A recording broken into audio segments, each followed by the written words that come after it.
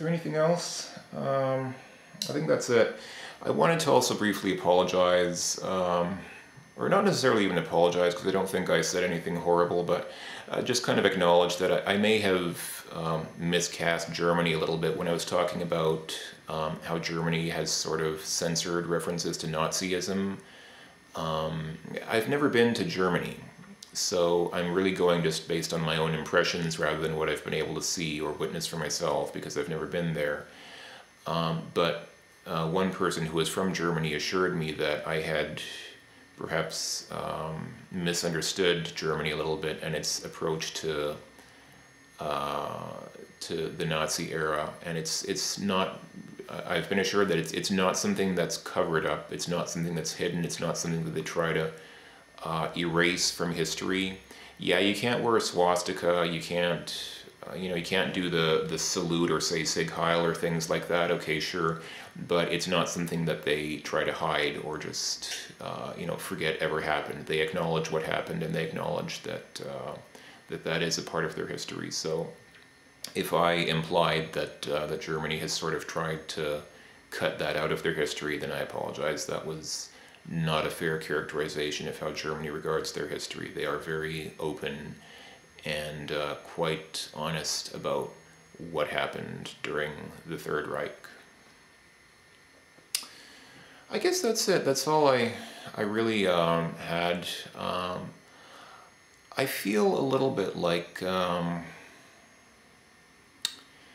if you read a book like, I don't know, like 1984, or even a mystery novel where certain things are sort of concealed until later in the book, there's a point at which things start to unravel. There's this point where you have this big revelation and suddenly everything starts to make sense. In 1984, it might be when he starts reading that book. He's given that book that was supposedly written by Emmanuel Goldstein.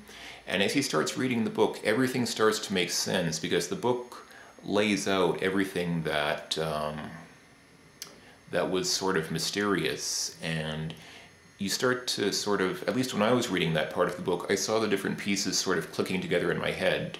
And it's the same way in a murder mystery. When you start realizing exactly what happened, everything just sort of clicks into place. There's just this click, click, click, click, click of all the different pieces falling into place, and suddenly you see the whole picture. You see the real truth that you didn't see before.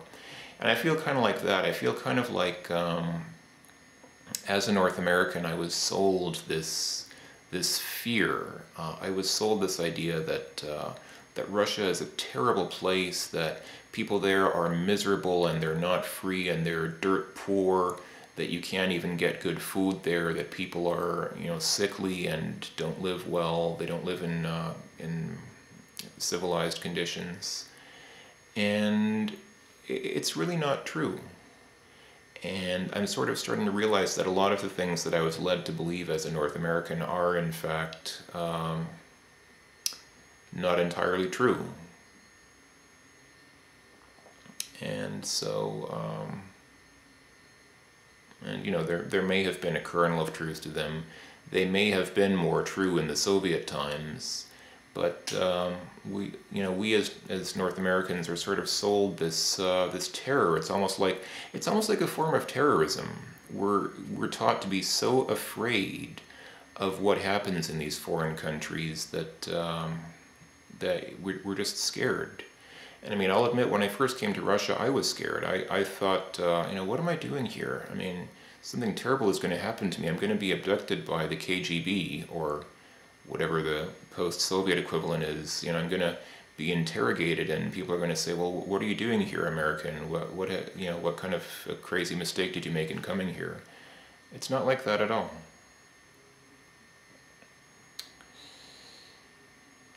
Anyhow, is there anything else? I guess that's it. So yeah, let's try to avoid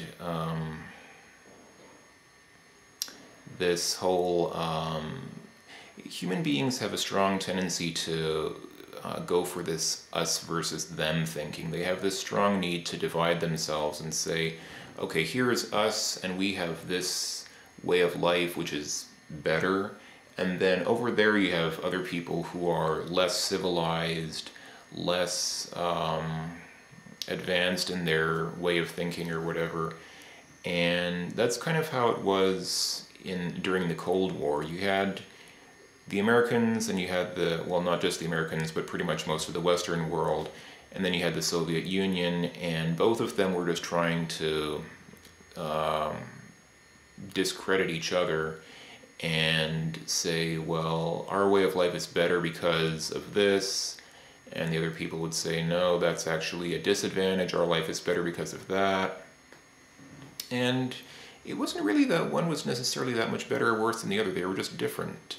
And certain lifestyles suit different people better. Certain people found that life in the West suited them better, and then there were certain people who found that life in the in Eastern Europe suited them better. And I know there was a lot of propaganda circulated throughout the West about people desperately trying to escape Eastern Europe, and probably a lot of that was true, but also times were different then. And we're not really living in that kind of a world anymore. So let's be sensible about this idea of freedom. I feel like I don't feel like I'm living in a not free country. I don't feel like I'm living in an oppressive society. And I'm grateful for that. I mean, I believe that freedom is important.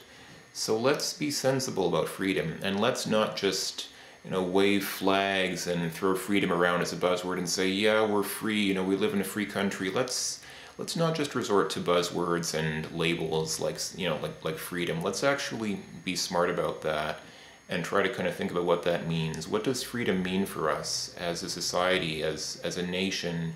What does freedom mean to you and me? What does freedom signify for us? And if we believe that we are free, what do we have that makes us free and that's more important, what makes those freedoms more important than freedoms which are given to people in other countries? So let's, I'm not dissing the United States or saying that they're not free, because they have some nice things, they have some nice freedoms, which I'm sure some countries would benefit from. But let's not just assume that that Canada or the US are necessarily all that different from a lot of other countries, because I think there are probably some things you could do in Europe that you couldn't do in the United States or Canada. So that is, I guess that's it. That's all I really wanted to say. So thank you for watching, everyone. I hope that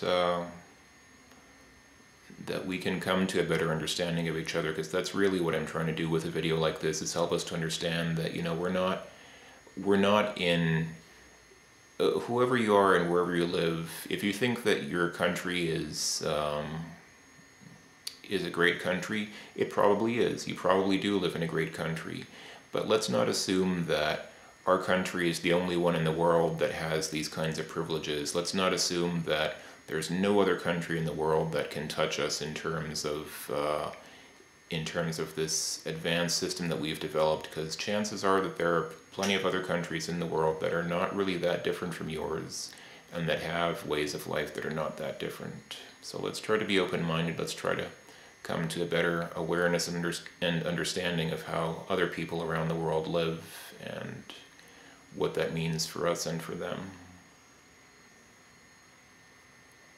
Alright, thanks for watching, everyone. I'll probably put up more videos later, and I will talk to you folks later. Bye-bye for now.